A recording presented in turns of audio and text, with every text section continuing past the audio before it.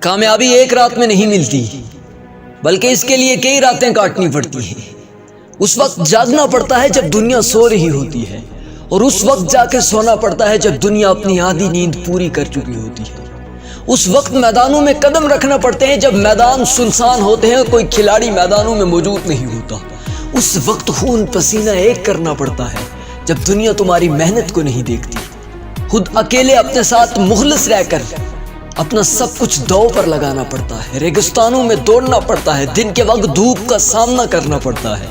اگر تم دوسروں سے منفرد بننا چاہتے ہو نا، تو پھر یاد رکھنا کہ دوسروں سے آگے بڑھ کر کچھ کرنا پڑے گا، دوسروں سے زیادہ محنتیں کرنی پڑے گی، دوسروں سے پہلے اٹھنا پڑے گا اگر دوسروں سے آگے بڑھ کر کچھ کرنا چاہتے ہو۔ یاد رکھنا کہ پھر وہ وقت آتا ہے کہ جب تم بولتے ہو تو دنیا سننا لگتی ہے، پھر وہ وقت آتا ہے کہ جب تمہارے منہ سے الفاظ نکلتے ہیں تو دنیا لکھنا شروع کر دیتی ہے، کیونکہ اس وقت تک تیرے الفاظ، تیرے جذبات، تیرا انداز بہت قیمتی ہو چکا ہوتا ہے۔ سچن ٹنڈولکر، جنہیں کرکٹ کی دنیا کا بےتاج بادشاہ کہا جاتا ہے، وہ کہتے ہیں میں ہر روز ناشتے سے پہلے صبح 500 بالز کو فیس کرتا ہوں صرف پریکٹس کے لیے۔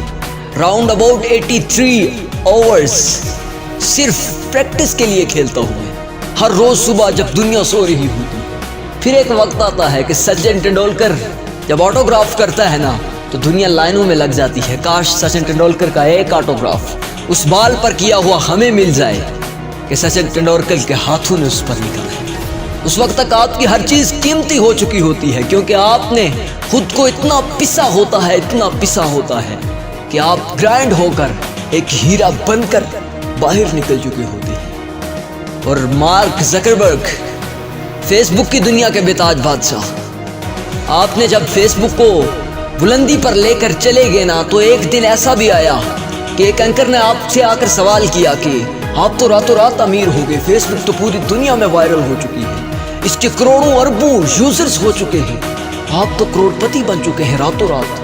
اس نے کہا یہ صرف تمہیں ایک رات لگتی ہے، اس کے پیچھے میری زندگی کے 10 سال لگیں گے، اور 10 سالوں میں میں نے اپنی نیند کا صرف آدھا حصہ سونے میں گزارا ہے، اپنی نیند کا بھی آدھا حصہ صرف سونے میں گزارا ہے، اس سے زیادہ نہیں، یہ صرف تمہیں ایک رات لگتی ہے۔ اور ابراہیم لنکن ایک وکیل کے گھر جا کے اس کے نوکر کی جگہ نوکری دے کر وکالت کی کتابیں پڑھا کرتے تھے۔ پھر ایک وقت آتا ہے کہ انہیں پریزیڈنٹ آف امریکہ بنایا جاتا ہے۔ کچھ لینے سے پہلے کچھ دینے کے لیے اپنا سب کچھ نچھاور کرنا پڑتا ہے۔ یاد رکھنا کہ اگر قابل بننا چاہتے ہو نا تو پھر قابلیت کے جوہر بنانے کے لیے خود کو کئی بار چکیوں کے اندر گرانا پڑتا ہے، خود کو تیز دھوپوں میں دوڑانا پڑتا ہے۔